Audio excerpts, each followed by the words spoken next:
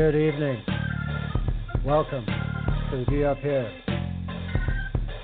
I am your host, Canadian Glenn, and it is August 14th, 2019. Tonight, ordered populism in Canada is real and growing with Frank Graves. There's no denying it any longer, even if the establishment in academia, media, and government itself keeps on trying.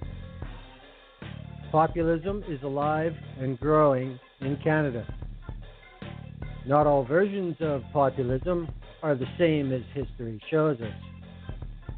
Some versions have had positive results, but these historical legacies are not what we are seeing across the world in the so-called liberal democracies.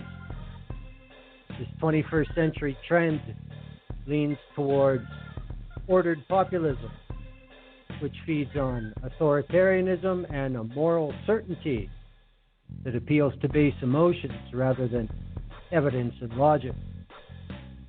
History shows the end results from such ideologies is not something to attain to.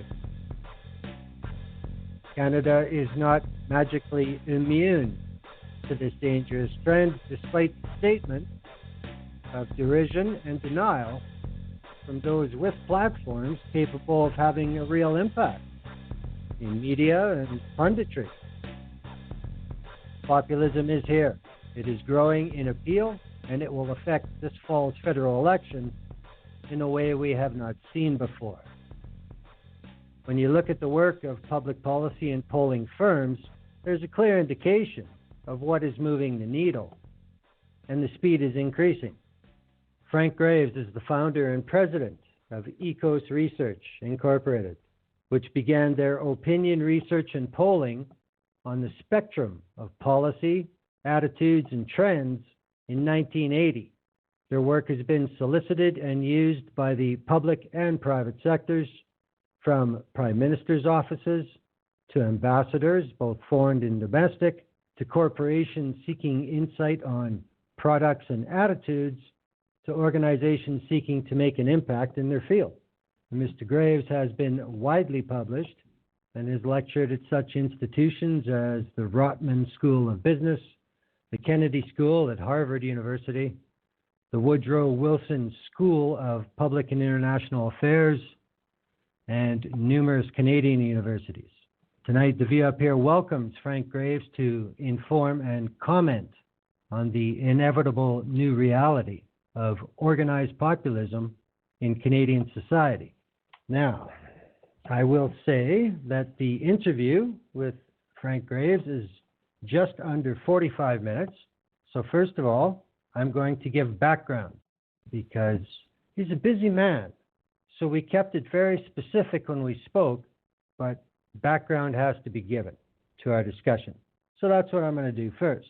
Now, the reason I wanted to get Mr. Graves on the show is because, to me, he's not like other pollsters. And as I found with me promoting this episode on social media this week, I'm not the only one out there who feels this way. So that's what I appreciate about him, and that's why I sought him out to speak about this topic. Now, for the last couple months, independent press has been sounding the alarm, shall we say, for populism in this fall's election. Corporate press is still pretty well mute on the subject, but surprise, surprise.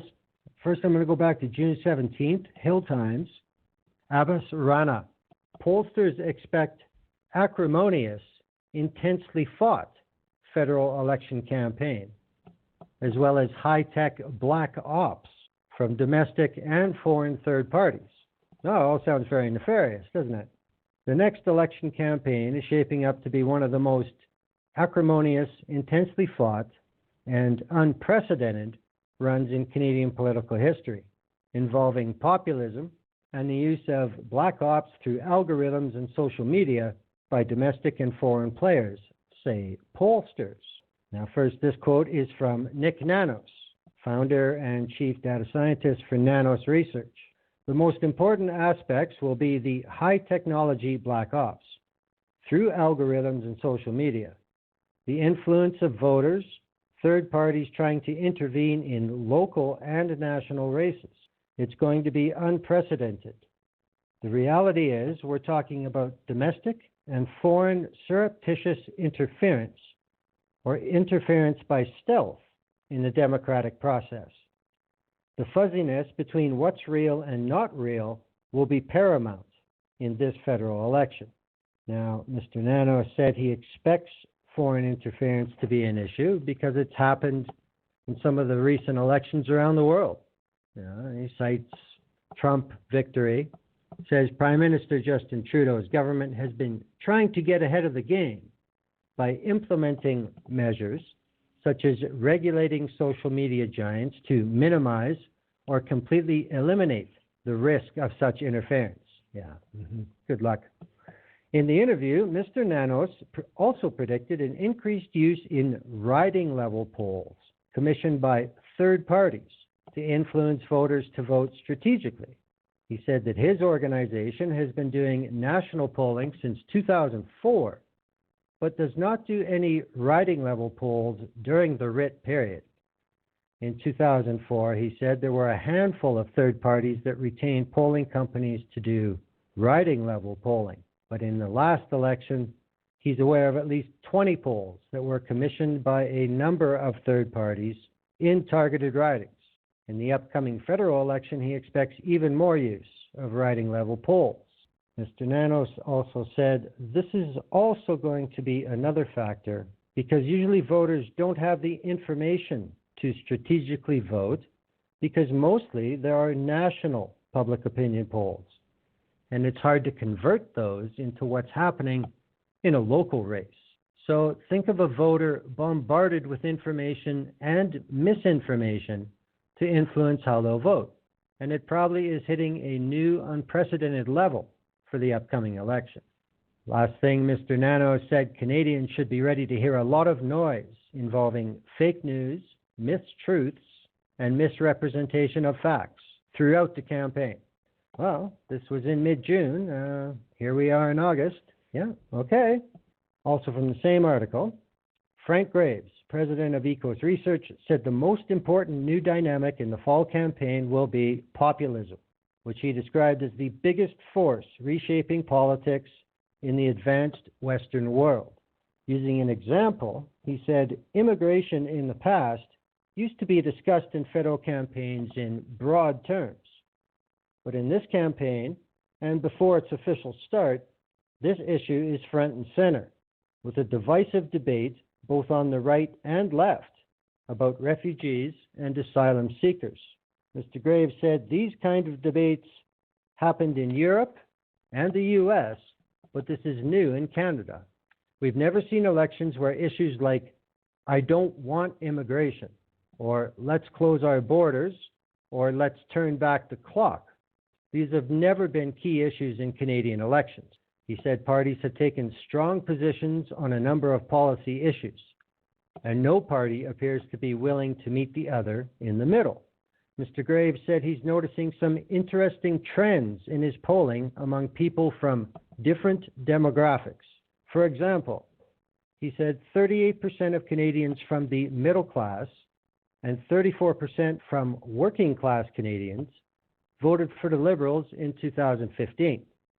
But now only 30% of the middle class and 21% of the working class are willing to vote for them again. A significant chunk of the support that the Liberals are losing is now going either to the Conservatives or to the Greens. Another interesting finding that he pointed out in his polling is that in the 2015 election, 32% high school educated Canadians, 36% college educated, and 39% university educated voted Liberal.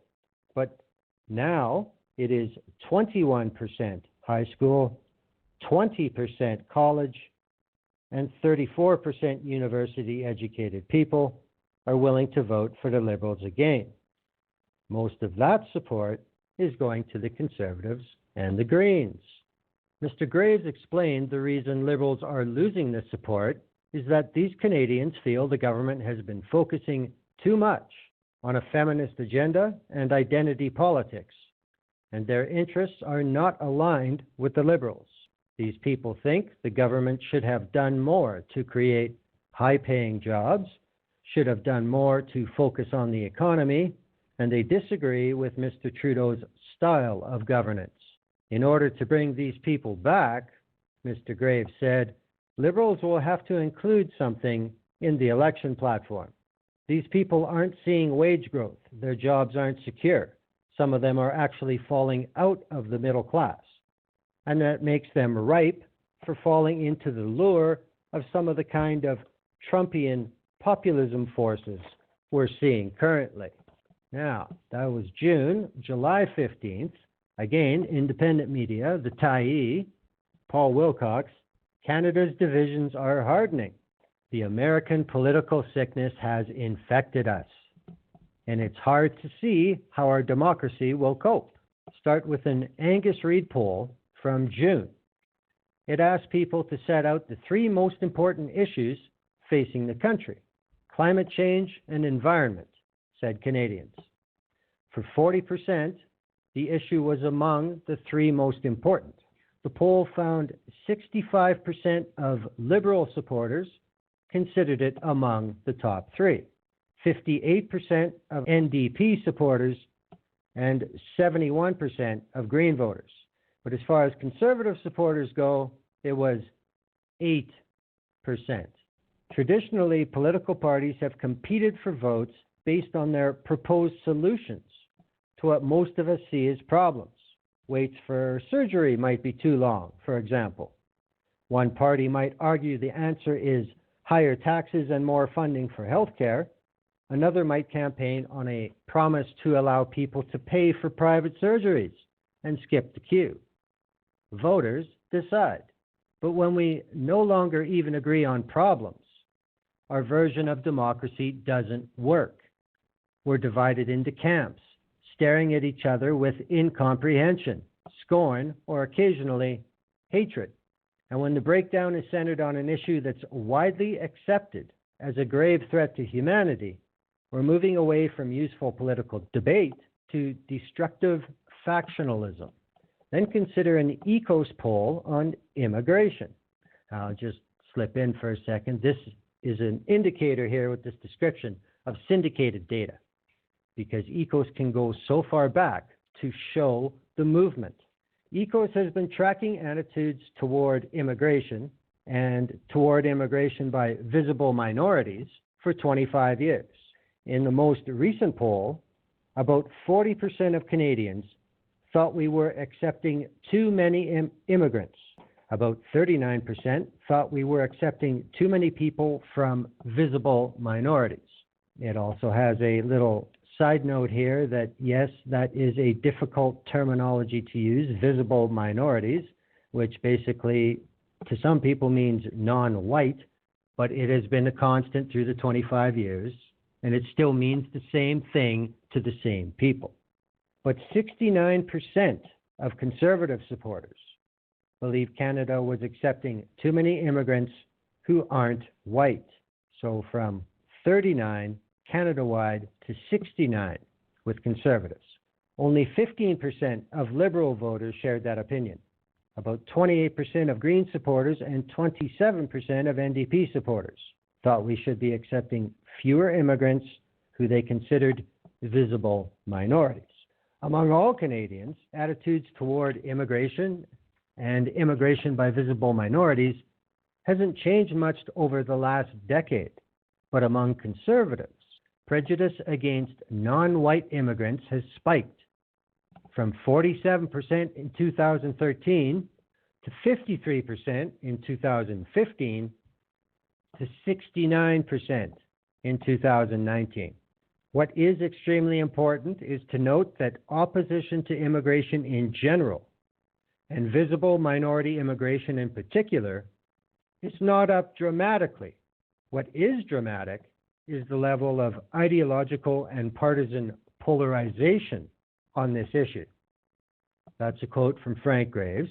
And I guess the simple way to say that is no other party is showing this much of a change.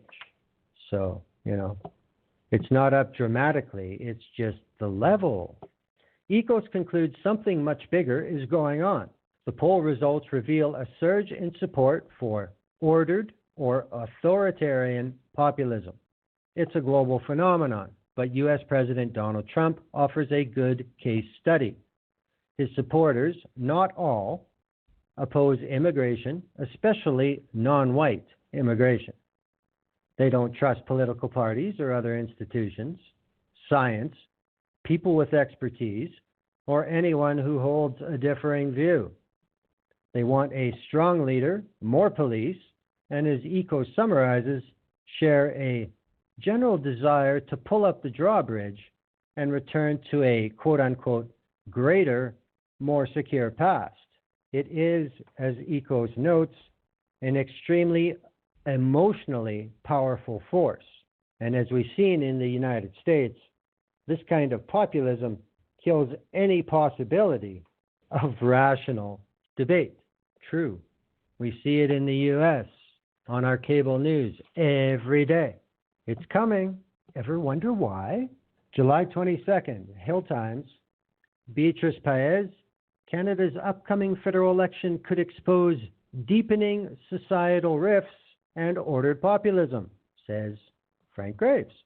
Canada's upcoming election could expose deepening societal rifts that will test the country's immunity from Trumpian-style populism.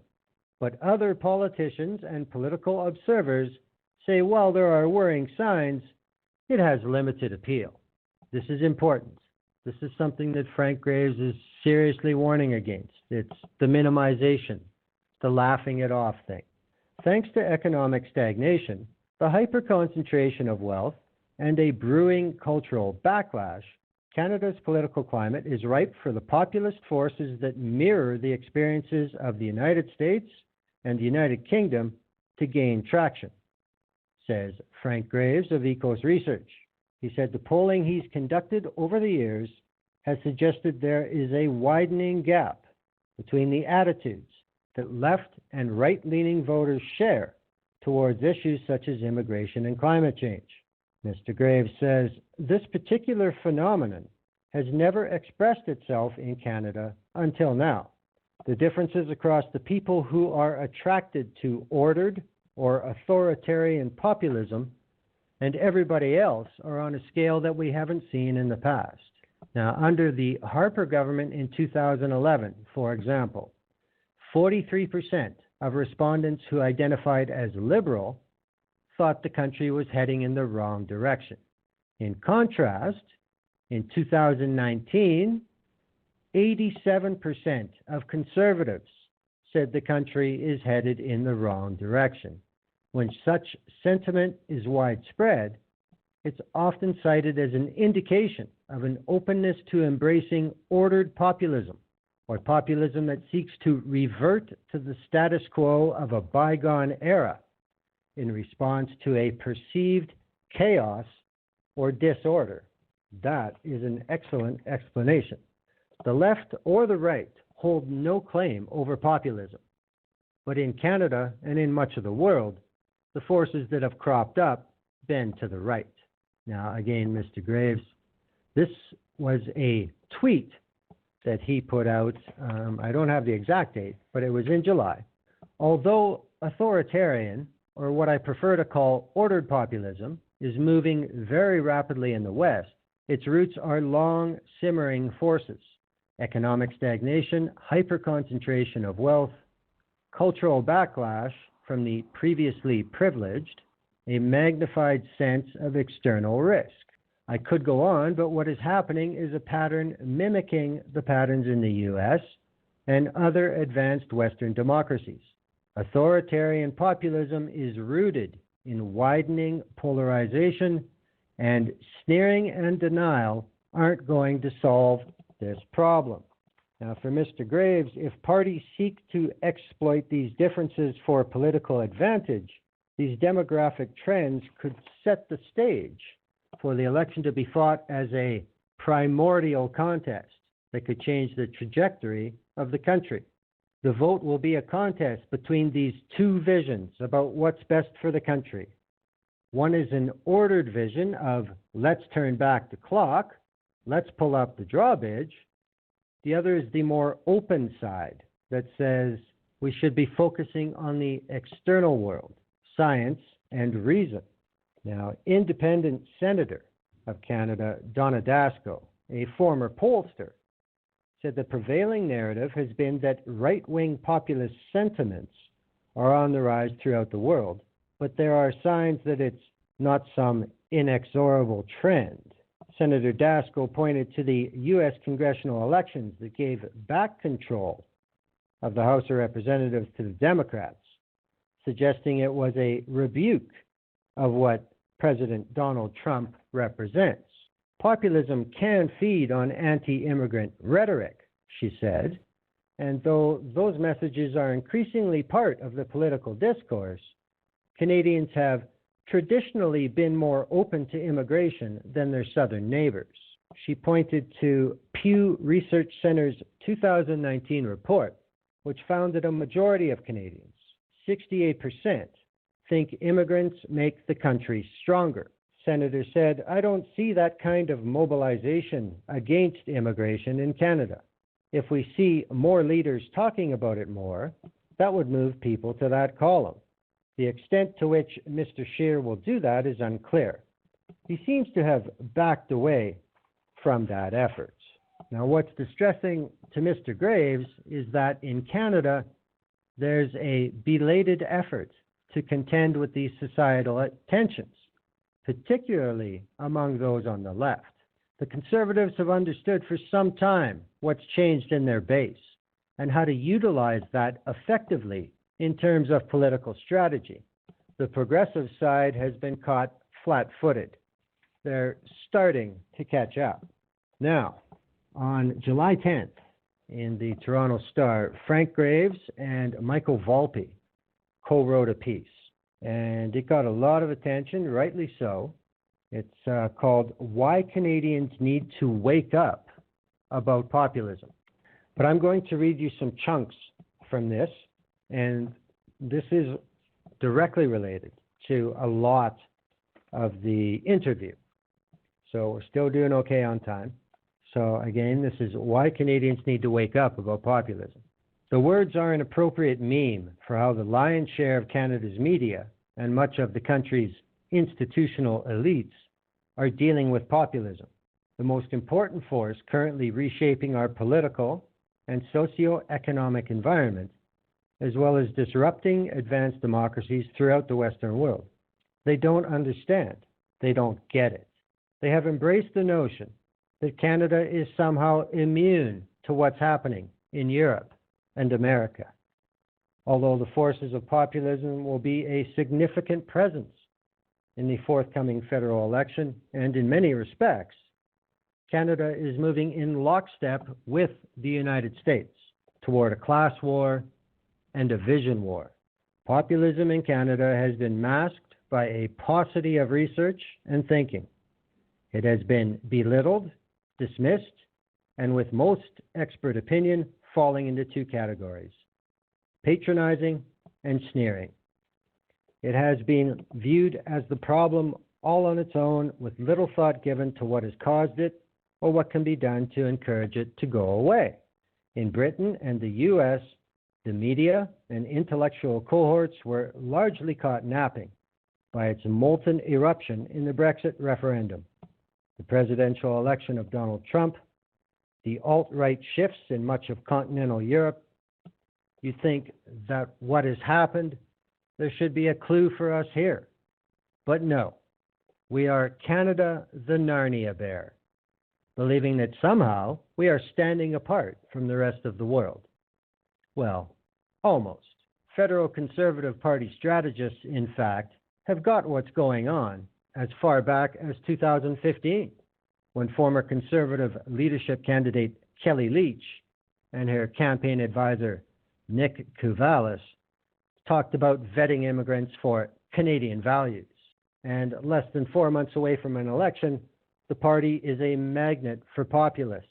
This essay's purpose is to define what kind of populism has come galloping into our midst, to identify its ingredients and what has created them, to shine light on the dark mischief they are causing, and to explore how possibly to deal with the phenomenon.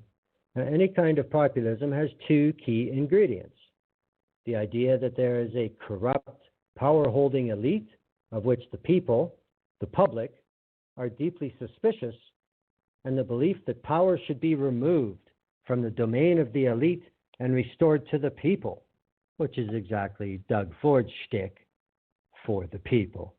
We label this particular variant of populism that the advanced democracies of the West are encountering as authoritarian populism, or preferably ordered populism.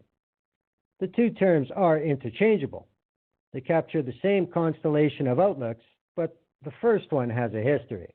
Authoritarian populism was a label created by post-Second World War German social scientists seeking to understand how one of the most civilized societies on earth could have descended into the horrors of fascism and the Holocaust. Their conclusion was that fearful Depression-era Germans sought order in the face of an exaggerated sense of external threat and internal threats from others who were among them, and economic hopelessness, and embraced obedience and respect for strong authoritarian regimes to lead them into green pastures. Now, using a term connected to Nazism and fascism obviously presents problems today. Ordered populism is a much less charged label. The search for order in response to what is seen as chaos and threat, be it the persisting menace of another 9/11, the perception that economic and social progress has ended, and that globalization has undermined the status quo of some golden past, you see that what German social scientists uncovered 75 years ago pretty much fits with today. Ordered populism, the kind overtaking Canada and the rest of the developed world, has four key conditions: a declining middle class, wage stagnation, and hyper-concentration of wealth at the very top of the system. Check. Major shifts in social values, which see more progressive values displacing traditional social conservative values, which, in concert with the conditions listed above, produce a cultural backlash by those seeing themselves falling victim to loss of identity and privilege. Check. A growing sense of external threat, expressed in a rise in the belief that the world has become overwhelmingly more dangerous, as well as a rise in the perception that the country and its public institutions are moving in the wrong direction. Check. Declining trust in public institutions, plus a rise in ideological polarization. Check. As the essay says, all these conditions are present in Canada. They predominate among less educated males. They look as if they've suddenly appeared by magic, but in reality, they have roots dating back 20, 30, and 40 years. Since the beginning of this century, less than 2 decades ago, the percentage of adult Canadians self-identifying as middle class has declined from around 70% to around 50%. Since 1980, the bottom 90% of working-age Canadians have had no real income gains, while the earnings of the top 0.1% have increased on average by 500%. Self-defined middle class is strongly linked to income, but even more strongly linked to health and quality of life. Clearly, such a profound hollowing of the middle class has registered dramatic impacts, not only on economic outlook, but also on basic health and happiness. ECOS has found that, by a margin of more than 2-to-1, Canadians believe that if present trends with inequality at the top continue, then the country will witness violent class conflict. More than 2-to-1, so close to 70%. In 1996, University of Toronto political scientist Neil Nevitt published The Decline of Deference, Canadian Value Change in a Cross-National Perspective.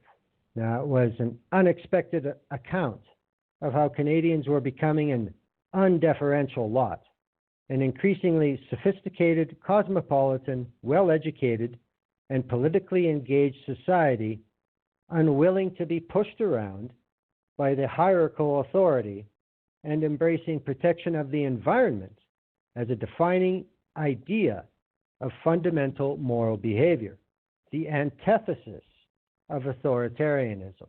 But value surveys carried out at the same time by ECOS revealed a profound gulf between the attitudes of best educated Canadians and those of their less educated fellow citizens on a wide range of issues, including the environment, a gulf that has very much widened ever since then. In other words, not all of us embrace this cool cosmopolitan outlook, and ECOS today is finding a growing cultural backlash against it by Canada's ordered populist cohorts. Now, you might ask yourself why it took so long. In 1999, only 3 years after Nevitt's book appeared, a Senate committee on social cohesion in Canada, chaired by Conservative Lowell Murray, reported that the country had entered a period of economic, social, and political turbulence that poses severe challenges. Economic inequality is increasing. Skills that were valuable yesterday are suddenly obsolete. It is more difficult for people with limited skills to find so-called good jobs. But opportunities open up for great increases in wealth for those who are able to exploit new technologies and emerging markets. As the gap widens between rich and poor, between high earners and average workers, governments will need to work much harder if they wish to fill their traditional role of including the unincluded in society. The result is likely to be severe tension between the market and those at risk of being marginalized, with governments caught in the middle. Now, that was 20 years ago, a snapshot of the roots of ordered populism laid bare. Now remember, since 1980, the bottom 90% of working-age Canadians have had no real income gains, while the earnings of the top 0.1% have increased on average by 500%. David Goodhart, the founder and former editor of Britain's Prospect magazine, has characterized today's struggle as between the somewheres and the anywheres. The people rooted in a specific place or community, socially conservative, often less educated, mainly male, mainly but by no means exclusively older and white, and those who come from anywhere, footloose, often urban, socially liberal, and university educated. That's the class war. The somewheres and the anywheres have created two irreconcilable Americas, two irreconcilable Britons, and soon two irreconcilable Canadas. The Narnia bears of Canada's media point out that the numbers of Canadians being drawn into the populist camp are not noticeably increasing, which is true, but they're missing the point. It's not the numbers. About 34% of the adult population, smaller than the 44% in the US. It's the extreme polarization exhibited by those swept into the populist vortex, the depth of their feeling, their anger, their passion. Plus, in the last few years, they've become politicized, drawn almost entirely into one political party, the Conservatives. It's those last two qualifiers that have been largely overlooked by the media and institutional elites. The age of rage, as The Guardian has observed of British populists, and the partisanship. The majority of Canadians obviously reject the orientation toward populism, but they're diffused across four center-left political parties, while populists fall almost entirely within the ranks of the Conservatives and Maxime Bernier's People's Party. That is why their political influence is likely to be felt in the forthcoming election. The next election may well be both a class war and a vision war. A class war because populism has shown itself to be a magnet for less educated Canadians who have had troubles making their way in the new economy and who tend to have social conservative views. And a vision war that will focus on what kind of country Canadians want to hand off to their children. What values should define the future? Should Canadians be the inhabitants of cosmopolitan land of anywheres that Neil Nevitt found, or the drawbridge up world of ordered populism? How do Canadians want their country seen by the broader world? The Conservatives, the party of the financially secure and contented under Stephen Harper, has become the party of the pessimistic and financially insecure under Andrew Scheer. They've become the party mistrustful of the media, science, experts, and climate change, preferring to base decisions more on moral certainty than reason. They've become a party tending those who favor nativism, who support the interests of native inhabitants being promoted against those of immigrants. They have become a party overrepresented by self-identified working class supporters, from 25% to 38% since 2013, and hugely overrepresented by male segments of the population.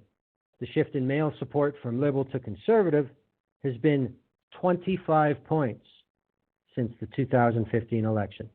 Although there's one important exception to all this. The Conservatives are also welcoming into their tent significant numbers of the self-defined upper class. The Tories have a huge lead with them, who are not acting out of solidarity with oppressed workers, but because they've observed in the policy promises and rhetoric of the federal and provincial parties' pledges that serve their class interests, like cuts to social programs, tax reductions for business, and keeping minimum wages low. This largely hidden alliance of the losers and the top winners in the new economy is critical to ordered populism's success. Exactly the same thing has happened in the United States and Britain. There's just one thing, this is covered in the pictures on the slideshow, so I'm just going to go through it by voice because not everybody can see the pictures, especially when you download an MP3. Attitudes to visible minority immigration are a good proxy for an ordered populism outlook, while aversion to visible minority immigration has been stable in most of Canada over the past several years. It has risen dramatically among adherents of the new conservative base since the last election. 69% of conservative supporters currently think too many visible minorities are being allowed into the country, up from 47% in 2013. Figures for the Liberals and the NDP is about the same, 34% too many in 2013, but only 14% in 2019. When Ecos asked Canadians if they thought the country would be better governed if more women were in political office, 56% of NDP supporters, 53% of Liberal supporters, 47% of Green supporters, and 26% of Bloc Québécois supporters said oui, yes, but only 18% of Conservative supporters. Most of the international literature agrees that a critical cause of today's ordered populism is the prolonged economic stagnation and dramatic escalation of wealth concentration at the top, and a newfound public desire to directly target those problems. Some academics see other factors possibly being more important, such as cultural backlash and identity loss. Half of Canadians believe that economic stagnation and concentration of wealth at the top is responsible for the country's socioeconomic and political problems. Only a small minority oppose. The rest are indifferent, meaning that that idea is embraced by both sides of an otherwise dysfunctional societal divide. There are virtually no examples of ordered populism serving the public interest, no examples producing positive societal impacts. It typically doesn't solve the problems that it's supposed to solve. It's mainly bombast and rhetoric, but little of positive substance. Although from the past there have been horrifying historical conclusions. Ordered populism tends to be xenophobic, nativist, and mistrustful. While there is justification for sympathetically understanding the fear and anger that engender this force, its expressions are not healthy for democracies, economies, or societies. At the same time, ignoring the problem or sneering at it as deplorable and wrong-headed is ineffectual. That merely strengthens the emotional engagement of those drawn to the force and denies the empirical reality that most of those drawn to populism's outlook are the losers in the new economic machinations of hyper-globalization, automation, and lingering neoliberalism, and the withering of the middle-class dream of shared prosperity. So, Narnia Bears of Canada, don't shake your furry heads and say you don't understand. Or worse, say the problem doesn't exist. There is an appalling low level of awareness. Let's get to work. Okay, I have, just so anybody is not familiar with Frank Graves, I have his official bio. I'll just scan it and see if there's anything we haven't covered. Now, Frank Graves is the president and founder of Ecos Research. He's one of the country's leading applied social researchers, directing some of the largest and most challenging social research assignments conducted in Canada. For more than 3 decades, the firm has held a reputation for creative and rigorous research in the areas of public policy, social policy, and program evaluation, and is a leader in innovative survey techniques and methodology. Now, during his career, he has directed hundreds of large-scale studies of Canadian attitudes to a vast array of issues, including the economy, immigration, defense and security, healthcare, the environment, national unity, and Canada-U.S. relations. His analysis and advice has been sought by senior decision-makers in both the private and public sectors. He is published widely in academic and mainstream publications. He is a frequent commentator in Canadian and American media and has directed numerous public opinion research projects on behalf of the CBC, Torstar Group, Globe and Mail, and La Presse. Mr. Graves graduated from Carleton University with a BA in Social Anthropology, MA in Sociology, and has completed doctoral coursework in Sociology. Here we go, the interview with Frank Graves. Enjoy. And now we welcome to the view up here the founder and president of Ecos Research, Mr. Frank Graves. Welcome to the show, sir. Glad to be here. Well, glad to have you. Now, Ecos has been around a long time, and it's been a staple of the polling environment in Canada for some time. Tell us what exactly your mission is to the Canadian marketplace and to the Canadian public. We founded the company a long time ago, as you pointed out, and it was started as a company doing, at that time, applied social research, largely in the service of public policy. But over the years, we've expanded that to include other things like polling and market research services. We've also done program evaluation. We do a lot of work for governments, but we also do a lot of work for the private sector. Done international work. We've worked with the State Department in the United States, and we have done comparative polling in Canada and the United States. So it's been, frankly, we've done literally thousands of projects since we started the company many years ago. And but I think we're better known, for better or worse, because of our polling activities, particularly in the political arena. We don't really do much work for political parties per se.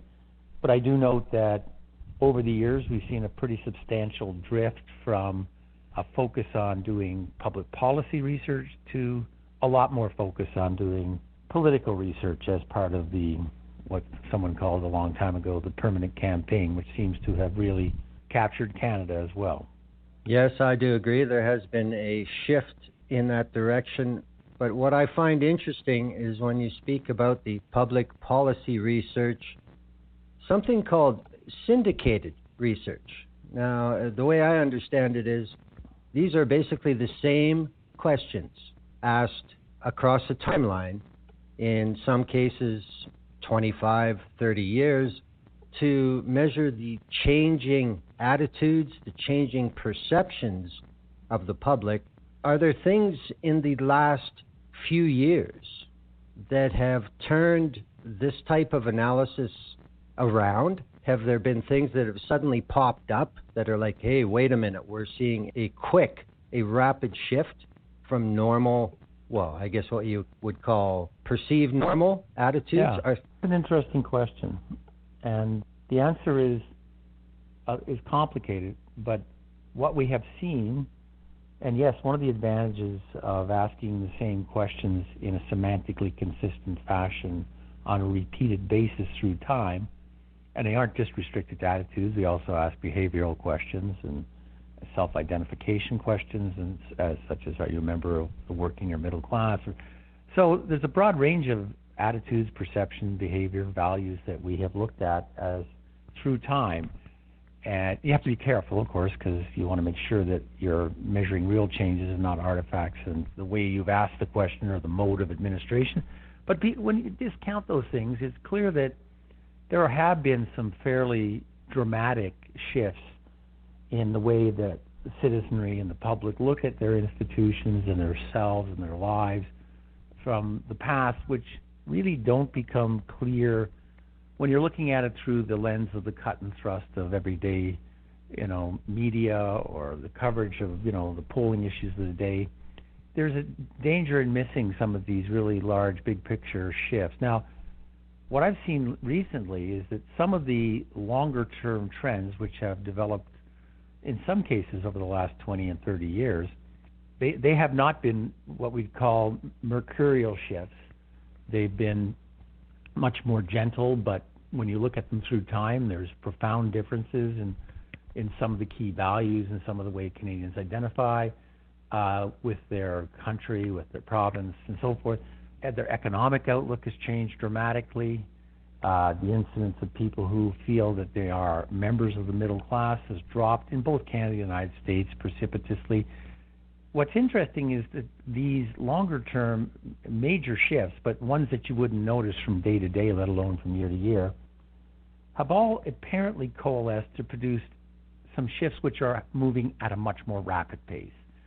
So even though, and there's a lot of confusion about this, but the range of forces which have shifted in the last few decades, and I'd put at the top of the list things like relative economic stagnation, hyper-concentration wealth at the top of the system, a shift in the values orientations of advanced Western societies, a magnified sense of external risk that the world is now seen as much more dangerous was in the past, and that is wildly exaggerated by many citizens. All of those shifts in themselves are fairly interesting. Trust in government and institutions is a fraction of what it was 20 or 30 years ago. All of these things together have coalesced to produce something new and different, which is moving much more rapidly. And some have called this the authoritarian reflex, variations on what some call populism, what we call ordered populism, which is a particular brand of populism, which underpins the expression of things like Brexit, of Donald Trump, and we actually see that force is very much at play in Canada as well, despite the fact that there's a tendency for the institutional establishment to have a blind spot in this, to say, no, it's not happening, or we're somehow immune to that, we're better, more virtuous. And frankly, you saw the same kinds of reactions from the institutional elites in Britain and America when in the advent of before the occurrence of Brexit or Trump and so forth. And you see the same level of denial of things going on in Canada. Of course, we haven't had a clear kind of Brexit or Trump moment, but I would argue that we really see a lot of those same forces operating in Canada, and that's something we really have to, I think, pay attention to these days. I do agree that I find it almost a Canadian feature of, especially internationally, what is known about the Canadian personality. There seems to be this attitude that, well, we're Canada. That can't happen here. We wouldn't allow that. Do you think that the difference with polling moving towards more issues of the day, and that being what's driving the growth and the sustained activity in the polling industry is moving away from paying attention to long-term trends encourage this attitude that we don't have to worry about it? In Canada, I do think this is a problem. I don't think it's a problem in the United States or the UK or Europe where they have, let's just think about the United States for a moment. In the United States, if you, within a stone's throw of Capitol Hill, you will find hundreds of think tanks, really well funded, with really super smart people that are doing the kind of research we're talking about here, from organizations like the Pew Organization or Brookings Institution, or on the other side of the spectrum, the American Enterprise Institute or Cato Institute. There are an army of really well-funded, really smart think tanks in the United States, many of whom, for example, on this very problem we're talking about of authoritarian populism, the American Enterprise Institute and the Center for American Progress, which are two of the preeminent think tanks in the United States, from the left and right, or the Democratic and Republican sides of the spectrum, are collaborating to try and understand this because they think it's a big problem, regardless of your, partisanship. In Canada, we don't really have the same bench strength at all. Historically, a lot of this type of research would have fallen into the purview of the federal government because we didn't have, academia wasn't as active in this area. It still really isn't. The think tanks, we have a much smaller list of much less well-funded think tanks in Canada. So a lot of the responsibilities fell to the federal government, which historically, funded a lot of these things like these syndicated products that you were referring to earlier. It seems that over the last decade, a lot of that interest or capacity has atrophied for a variety of reasons. So it's left us, I think, a little exposed on, not a little, very much exposed on really understanding the causes and consequences of this new authoritarian or ordered populism, because it really is a critical challenge, and it is moving quickly, and it has the potential to become extremely damaging to our society. You can make arguments about some populism historically has worked out all right, some of it quite well in the case of, for example, the populism that the two Roosevelts brought in that ushered in the New Deal worked out, had a transformative impact, really propelled the rise of the middle class. But for the most part, populism has not had a record of success. Its outcomes have been really on a spectrum from disappointing to disastrous. But when we talk about the specific brand of populism we're talking about here, which is a unique version, which we call authoritarian or ordered populism, it never turns out well. That's the problem.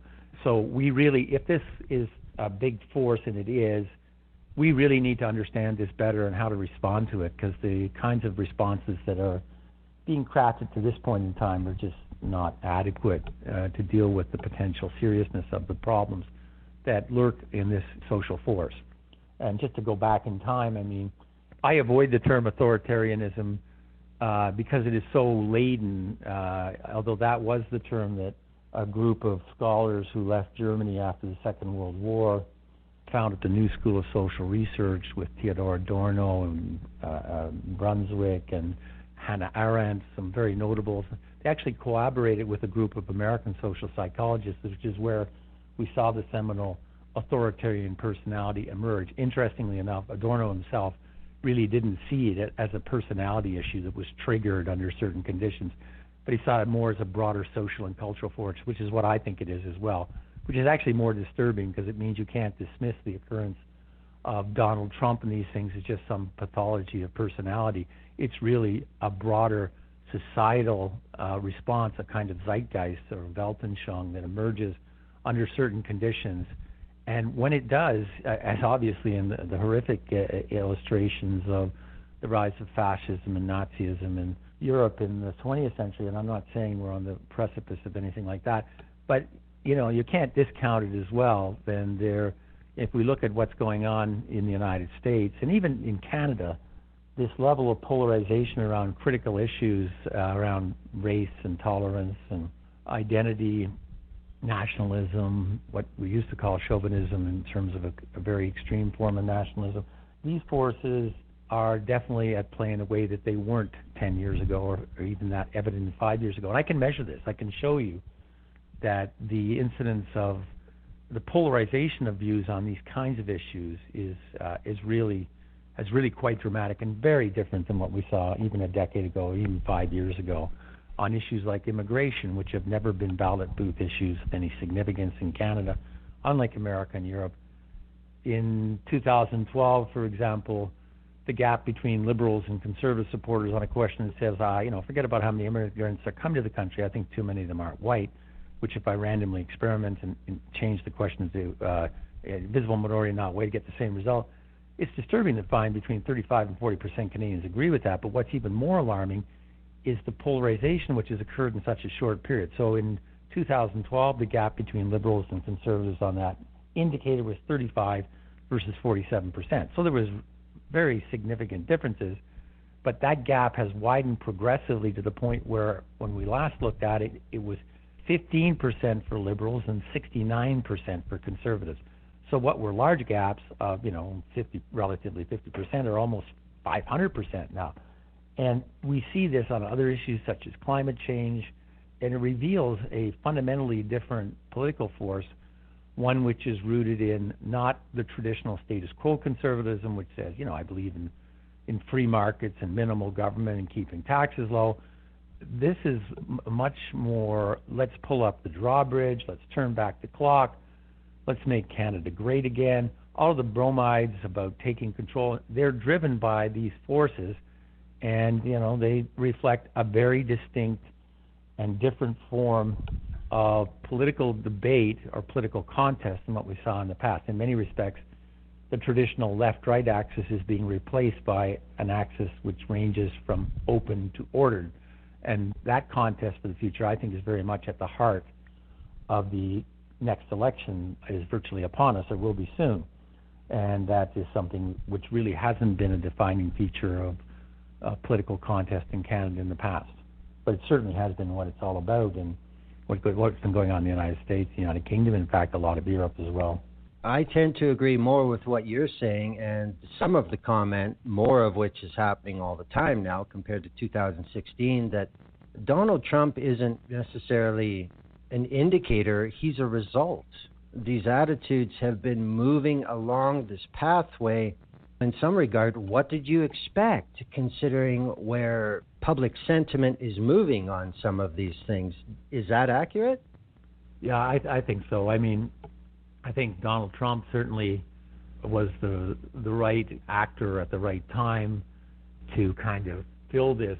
What happens, I think, is when this authoritarian reflex is triggered, the people who are in its thrall tend to look around for a strong man, the man on a horse who's going to, do decisive government actions to, make their lives better or to get rid of the irritants and problems which have made their lives worse, which is in many cases based on hostility to outgroups. We look at a lot of the dialogue in the United States around immigration, and it's quite shocking, a sitting president telling 3 members of elected officials who were born in the United States but happen to be not white that you should go back to your own country. I mean, it's unimaginable, actually, that these things would have happened a decade ago. But so, yes, I think Donald Trump, in some respects, is incidental to a broader set of forces which allowed him to take advantage of this at that time. And we have to understand, and there's a lot of debate about what those forces are, and the case is not closed at all. For example, there are a lot of arguments in the United States, for example, are that really it isn't economic despair or stagnation that predicted Donald Trump's outcome. It was more, cultural factors, specifically racism, which was highly correlated. Now, I think you have to be very careful with those sorts of analysis. I do believe that cultural expressions, hostility to outgroups, which also links with fatigue with identity politics, misogyny, racism, all those things, that they may in fact have become bigger problems, but they weren't what set this in motion. I believe I like my causes to precede my effects, and people didn't become more economically insecure because they became more racist. It's the other way around. And we can show you in the time series that the long sort of age of stagnation where the growth rates of Canadian and American economies, for that matter, because they've worked in lockstep for the last almost 100 years, a decline from average growth rates in 5, 6, even 7% GDP to an average since this century has unfolded probably around 2%. And of that meager growth, most of it's been appropriated by those at the very top. So wages have stagnated, membership in the middle class has plummeted in lockstep in both countries. I think those forces were very important in setting it in motion, but it wasn't just those forces. We also know that there's been a cultural backlash which coexists with these shifts in economic performance and class formation. So, for example, we know that what some scholars have called the silent revolution, what others have called post-materialism, after the Second World War, upper North American societies moved very much from a conformist, respectful of authority, traditional family values type of society, which if you think back to some of the images of things like television shows like Leave It to Beaver, Our Father Knows Best, and so forth, it had a very distinct value system based on high levels of conformism and, high levels of trust in institutions. That all really collapsed over the last 30, 40 years. So things like traditional family values, respect for authority have all been in steep decline. Now, what happens is precisely some of the groups who've been dislocated from middle-class membership, where you could be a middle-class member by virtue of a strong back and a union card, for example. Those people have also seen their status and identity challenged as the values that they believe in. I can't say the Lord's Prayer in school anymore. We can't talk about Christmas. All of this becomes, in the backdrop of having seen an eroding position of status, identity, and economic privilege, something which causes a cultural backlash. And that's a lot of the turn back the clock, make America great, take back control, which was the slogan for Brexit. Those things are very appealing to people in the thrall of these types of forces. What's interesting as well, though, these authoritarian populist movements also attract the affluent and more privileged, not because of solidarity with the failed, working class, but because there are opportunities for considerable sort of economic advantage, as in the case of what's gone on in the United States, where $1 trillion worth of deficit spending has been liberally sprinkled into corporate boardrooms, and plutocrats are doing very, very well indeed. So that's another angle on this, which I think is worth watching. Less so to some extent in Canada, but definitely we see the same patterns. The current Conservative constituency is an interesting blend of affluent and working class. The Conservatives now lead quite decisively with working class. I talk about the changes in outlook in immigration.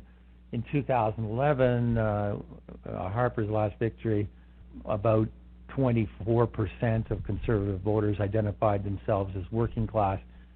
That rose in 2015 to about 30%. It's now close to 40%. So we have to ask ourselves, when did the Conservative Party become the working class heroes party? It's really, very similar, like to what we've seen with Donald Trump. But it's a complicated question. Is it economics? I don't know. Like Brookings shows that the states that voted for Hillary Clinton continue even today to account for twice as much economic output as those states that voted for Donald Trump, which suggests the economy is a factor. We know that people like Darren Acemoglu has done work showing that places which have the highest rates of automation and robotization are also places which were much more likely to have voted for Donald Trump. So there definitely are a blend of economic and cultural factors, and those who try and say, it's one or the other, I think are missing the point. It's a complex mutual causal relationship, and it's a mug's game to say which one is more important at this stage. They coalesce and interact in a very complex fashion. I think that's very interesting, especially, I look at your own work here, and just to get more specific, 38% of Canadians that said they were middle class and 34% of working class Canadians voted Liberal in 2015. But in just 4 years, now it is 30% of the middle class and 21% of the working class are willing to vote Liberal again. That erosion seems rather drastic to me, considering the general condition of the Canadian economy and the Canadian society. If I was just to read the numbers and the shift, I would think that there's been some sort of calamitous activity going on in Canada, but I really don't see it. I'm sure that most people don't, but yet this is moving. And I'm curious, how much is education also tied into this? Because if we go back to 2015, 32% of people with a high school education, 36% college educated, and 39% university educated voted Liberals. Now, according to your work, 21% high school, 20% college, and 34% university. That's a big piece of what got the Liberals a majority in 2015, isn't it? Yeah, no, these are absolutely critical. That's the demographic shifts, and they're huge. These fault lines didn't exist. When I superimpose those in modeling of why people have moved, and not just profiling the differences, gender, by the way, has been also a huge area of loss for the Liberals. So the Liberals have seen a huge defection of men, working class, college educated, high school educated. And, you would be hard-pressed to come up with an obvious explanation, but when I start looking at this in terms of I can measure, there are good indicators and indices we create to measure authoritarian outlook. It seems to be one of my prime predictors of why people have moved. And it's also linked strongly. When I talk about the fact that, Liberals, were not that different from conservatives on things like too many visible minorities, they're dramatically different now. It's not that Liberals have become that different. It's just that Liberals who were voting for the Liberals in 2015, who don't like where they've been going on things like immigration policy or constant statements about diversity and identity politics, have actually defected to the conservatives or moved to the conservatives in frustration. What they see as a narrative of identity politics just doesn't really speak to some of the core issues that are of concern to them. So, yeah, if you want to understand the paradox of why a government that should be, frankly, just kind of sipping beer, heading for the finish line of an almost pro forma second majority is in deep trouble, look no further than to the rise of this ordered populist force that really is changing the rule book on how elections work, how politics work. And that's why I think it's, regardless of which parties you want to win, this is something I think we really must get a better handle on pretty quickly. One of the problems I think we've seen from the progressive or open side of the spectrum is this tendency to either deny that this force exists, but if it does, to kind of sneer at it or to pillory it. Well, in the unfortunate words of Hillary Clinton, you're a basket of deplorables. Well, there are features of this, obviously, that would not resonate with a progressive, reason-based outlook on the world. But it's also a case that dismissing it from some moral bully pulpit as, you're deplorable, just adds emotional fuel to the fire for those that are feeling angry and fearful. And it also denies the reality that actually they haven't fared very well in this new economy. So those responses really don't help. And we need to go beyond the kind of the sneering and the moral critique to come up with a better answer of how do we put this genie back in the bottle. That's a very interesting explanation of it, because I think from a layman's perspective, what I've really noticed is people are just getting tired of being told what they should find acceptable. There seems to be more people out there than ever before in my lifetime that are not willing to simply listen. They have a mindset. They're finding outlets that reflect their mindset. And, well, they're saying what I'm thinking, so I'm with them. And it has little regard for the facts behind the matter or anything else.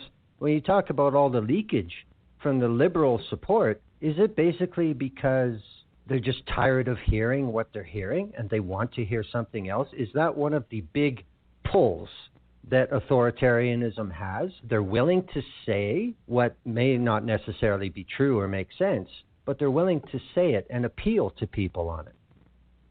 Yeah, absolutely. And one of the things that makes characters like Donald Trump, Boris Johnson, and others so appealing is that those people who are feeling these forces, feeling that the economy really hasn't worked that well for them, that unlike the traditional idea that you work hard, you do better than your parents, your kids do better than you get a house, retirement company, that's all in shambles. And so if that then, while you're feeling those things and all the dislocation and anger and fear that goes with that, you see what is kind of a preachiness going on, and from gesture politics or identity politics or whatever you want to call it, virtue signaling, I don't like that term, but it does tend to have corrosive impact on your perception of the people saying it. And frankly, you find it thrilling that someone like Donald Trump or Boris Johnson will say the things that in your heart of hearts you really wish you could say as well, and now maybe you're permitted to say, which is why I think we've seen a significant rise in things like hate crimes or websites that are dedicated to themes like white supremacy and so forth, and that's part of the fallout. Also, I found when I've done some psychometric work recently, segmenting psychographically the Canadian electorate, and this authoritarian populist segment comes out very clearly as the most motivated and the most engaged. They're also by far the most likely to be the ones that are consuming sort of material from blogs and other websites. So there is this thing where you can now find hermetically sealed echo chambers where you can drink your own bathwater with others who feel this way. We had the horrific Marc Lepine murders, Polytechnique, many years ago. And, we had something similar last year, but unlike in the past where people would go, well, that's awful, the people who thought it wasn't so awful could go to a website where this would be, kind of some heroic celebration of, wow, that was great. I'm glad he did that. So what the longer-term impacts of this are, but it's very much focused in this one group. They have a very interesting profile. Not particularly, they're not older. They're not that much. Their educational attainment is not that much lower. They're much more likely to be, for example, true believers, churchgoers, and we do know that for some time that there's a neuropsychology which affects politics. And that part of this is a reflection of really just basic genetic wiring of people who are attracted to, say, the left and right side of the spectrum, where further out on the left you are, the more you kind of celebrate reason and evidence. On the other side, it's more about moral certainty. Well, you know what? You need both of these things in a healthy, functioning society. But when they become perverted, as they have in the current highly polarized and toxic political landscape, then it becomes unhealthy. Like on the key issues of the day, it's hard to find where's the common ground. Like this is one of the things that I think the groups that I've talked about in the States are trying to focus. How do we get out of this bipartisan gridlock? I find in my polling, for example, what's the most important issue? I'll give people a list of three or four things, and for most people now, climate change has become the most important issue in a simple battery of four items. I rotate the items, but for those who are supporting the People's Party or the Conservative Party, it's not 50% who pick it. It's like 3 or 4%. So there's no position here which is going to square off and say, okay, I'll meet you in the middle. We'll have some kind of compromise in it. There is no compromise. You're going to have one side is going to be bitterly disappointed. And the same applies to issues around immigration policy. And there's a longer list as well. But those are two at the top of the list right now. There's just no common ground. Yes, I agree. I've seen that as well. I've compared it myself from, if you want to look at something like a modern-day demonstration with differing sides on a sidewalk with the street in the middle. The street is empty. And we've moved away from that, and it's more like the battlefields of World War I. We have no man's land, a quarter mile or a half mile between sides, where if anybody goes in there, they get cut down. The polarization is really what's being not appreciated for its strength. Now, on July 10th in the Star, you had a piece with Michael Volpe, who is a senior fellow at the Massey College and a senior fellow in public policy at the U of T's Munk School of Global Affairs and Public Policy. And the title was Why Canadians Need to Wake Up About Populism. And it's based a lot on the evidence that you have gathered and seen coming. The first thing that jumps out at me about it is, are you kind of saying that the Conservative Party as a unit has seen this coming long before anybody else in the Canadian political spectrum, when all the way back in 2015 we saw ideas floated from people like Kelly Leach with the values test and the issue with the barbaric practices hotline and the niqab ban? Were they just putting their toe in the water instead of trying to rile up the electorate? No, I think they're very much these forces. That's about when we start seeing these forces operating in Canada. We lagged a bit behind the United States, but absolutely. And it wasn't restricted to just those things. I think Stephen Harper understood this, even though, he's written a book on populism and, how conservatives need to be aware of it and use it. And some of it's cautionary, some of it's not. But he was very adroit at playing some of the same things that we've been talked about here. So, example, this huge split we've seen between the high school and college educated versus university educated. He was comfortable with comments like, the latte sipping elites, or this is no time to practice sociology, or commit sociology actually was the term. Yeah. And so, there was some of those ingredients. And in the last election, I don't think people recognize this.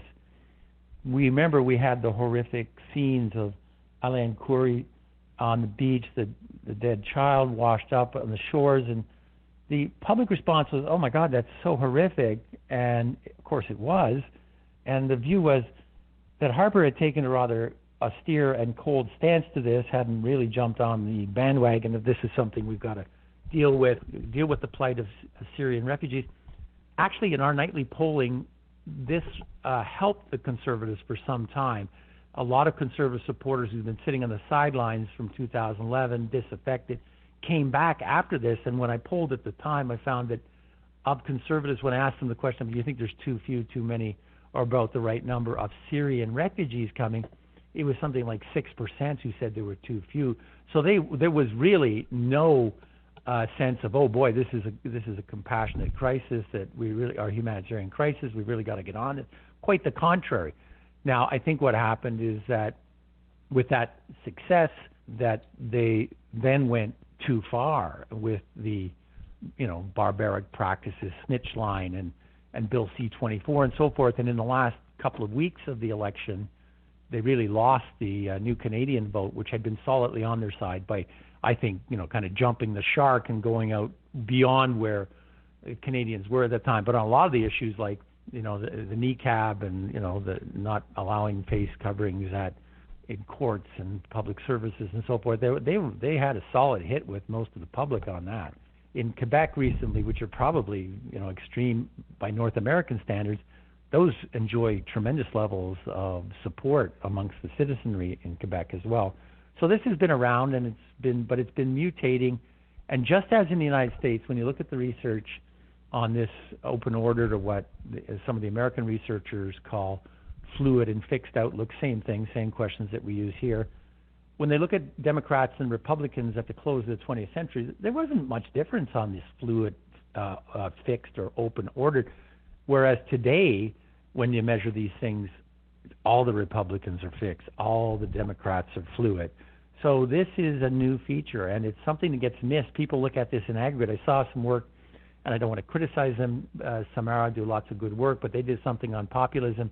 Really not a problem here, and I'm not sure they use the right indicators, but this thing only becomes unlocked. The puzzle becomes clear when you look at this polarization across partisanship, which is where it's really expressing itself. In fact, it isn't the case that in total Canadians are showing more, you can make arguments whether Canadians are more racist or more misogynistic or whatever than they were 5-10 years ago, but it's not clear. What is clear that the polarization has become dramatically much more entrenched than it was in the past, and that this is now producing the political force that we see operating. And the other factor I think we have to take into account is that there's an emotional asymmetry, and my research shows this, that the people who feel very strongly about these issues around authoritarian populism, they're enormously enthusiastic and engaged and hopeful for regime change and so forth. Whereas a lot of the other people on the other side, they're kind of more discouraged or blasé, or they don't care. Think about it. If you're really, really upset about people entering the countries, that there's some kind of an invasion of foreigners showing up and with Louis Vuitton luggage, and they're going to be put up in hotels, and you sacrificing goats, whatever. I'm being a little extreme here, but you're out with a placard, at a border crossing, protesting this. You're really, really engaged. Most Canadians would go, you know what? I think that's okay. I'm not really that concerned. I think our immigration system has to be ordered and fair. But the ones who think that immigration and diversity are largely good things, which I would say is about 60% of Canadians, they don't have nearly the same level of engagement. You're not out with a placard going, I love immigration, why don't we get some more? No, so you've got this asymmetry of emotional engagement, which means that, particularly in a first-past-the-post system where your standards for success, I would argue that we find about 34% of Canadians revere this authoritarian outlook or ordered outlook. The comparable number in the United States, and it's hard to do an exact comparison, but it looks like it's about 44%. So it's a little smaller in Canada. But guess what? The yardstick for success in Canada isn't 50%. You can win a majority. In our recent polling, with as little as 35 or 36%. So you really don't have to have that many you bring to your cause to see this force. And that's one of the real challenges, I think, is you have a lot of people who are traditional status quo conservatives who are either unaware of this or kind of ignoring it because it's uncomfortable. But I really wonder how that card is going to play out. And that's a challenge for Andrew Scheer, is that he wants to, I think, appear as a traditional status quo conservative that's relatively moderate, but a whole pile, probably half his supporters, are really not there at all. And the degree to which he makes statements about, we really don't welcome these things in our party and so forth, he risks the danger of sending them into the arms of Maxime Bernier, who's in our polling doing better than not enough to make that much difference or even win any seats.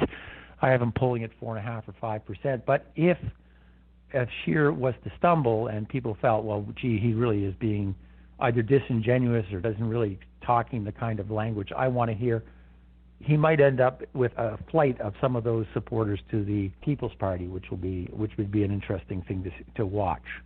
I'm looking at the descriptors that you used in the piece about populism in the Star.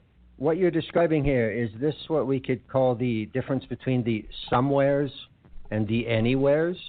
Yeah, that term, of course, comes from Goodhart, and Stephen Harper used it a lot in his book on populism. I think it does capture part of this, the idea that you've got this division of society into the anywheres who are, in the sort of pilloried version, the latte sipping elites sitting in the airport lounges, running around to Davos, signing deals that are screwing the common working people who are still community-based, living in places which in many cases are experiencing economic distress. They're the somewheres, the anywheres of the peripatetic elite.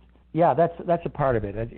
There's more to it than that. I would close by one piece of evidence that came out of some of the exit polling in Brexit, which I thought was absolutely fascinating, because a lot of the conventional wisdom was, if you understand who supported Brexit, it's all about geography and where you live, which is sort of along the theme of Goodhart. But if you were living in the downtown London core, you're going to be a stayer. If you are living in a burned-out factory district or a coal mining area which is no longer productive, then you're going to be a leaver. And you know what? When they put those terms into the predictive models to estimate who voted which way, they did improve the explanatory power, but it was modest. I think you got about a 5% improvement from 50% to 55% explanation. What was interesting is the researcher tried another term, which had nothing to do with geography or where you lived. It was, I think sex criminals should be whipped in prison. That term in the model actually drove the explanatory power up to 70%. Well, guess what? I think sex criminals should be whipped in prison is measuring authoritarianism. And that's, I think it's really important to understand that there are a number of forces at work here, but this authoritarian outlook, this authoritarian reflex, or what I call ordered populism, is by far the most important and the most disturbing, and we better get this one figured out pretty soon. Well, I'm sure we are nowhere near the end of this trajectory, and I'm sure you would agree with that, with the research that you have and the already directional axis that we're on. I'm not going to ask you to predict what kind of government we're going to end up with in October. The only question I'll ask you to close is, has the fundamental definitions of what government should do been altered for the foreseeable future to a different metric than what we've been used to for as long as we can remember?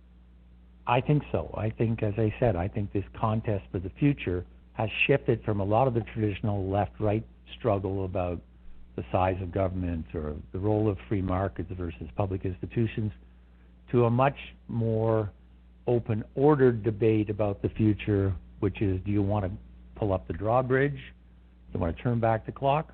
Or do you want to embrace this more open, cosmopolitan approach to the world and to Canada? I think that has become the master issue underpinning this election. And I don't know how it's going to turn out. I really don't. It's very, very difficult to make a projection at this stage. Well, I won't take up any more of your time. I thank you very much, Mr. Frank Graves, for your time and your insight into these issues. I guess all we can say is, if people are really concerned about the future of Canada and their own neighborhoods for that matter, engagement is the key. I agree. All right. Thank you very much, sir. My pleasure. Have a great day.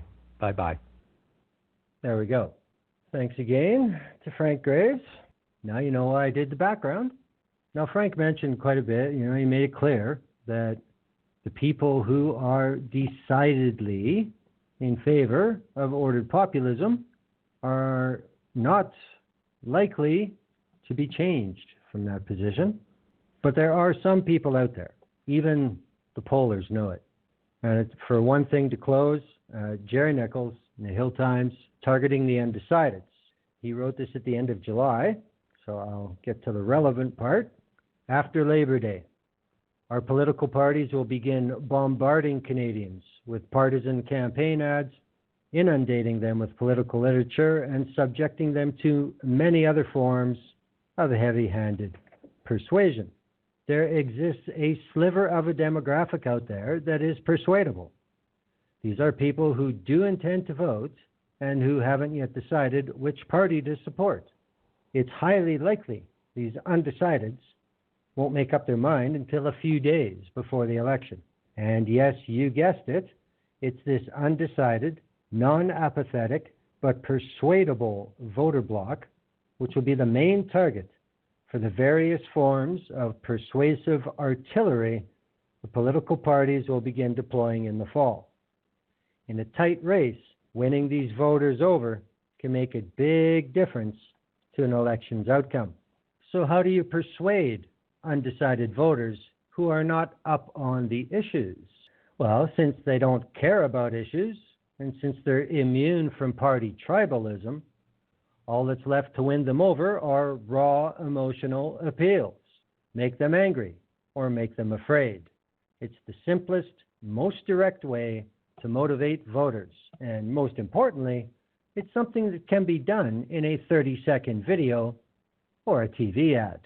This is why I expect once the election campaign is fully underway, the Conservatives will stop talking about the Canada Food Guide and stop bragging about their plan to fight climate change and start reminding people about how terrible it is they're getting gouged at the gas pumps thanks to the Liberal carbon tax. Likewise, Prime Minister Justin Trudeau's Liberals will stop preaching about feminism and stop extolling the virtues of globalism and start raising frenzied alarm bells about how the Conservatives will, at the behest of Ontario Premier Doug Ford, cut taxes for the fat cat rich and recklessly slash away at services for the poor. Well, I would have to agree with Mr. Nichols there. Well, I hope everybody who's listening enjoyed that interview with Frank. Took a while. It happened. I thought it was great. This is the last show of this part of season 11. It's holiday time for the View Up Here. The next show will be Wednesday, September 4th. The subject will be the Manitoba provincial election, and the scheduled guest is James Wilt. Otherwise, that's it. Enjoy what's left of the rest of your summer, everybody. That's what I'm off to do. Thank you for listening to Ordered Populism in Canada is Real and Growing with Frank Graves. Everybody be cool. See you in September. Thanks for listening to The View Up Here. Good night.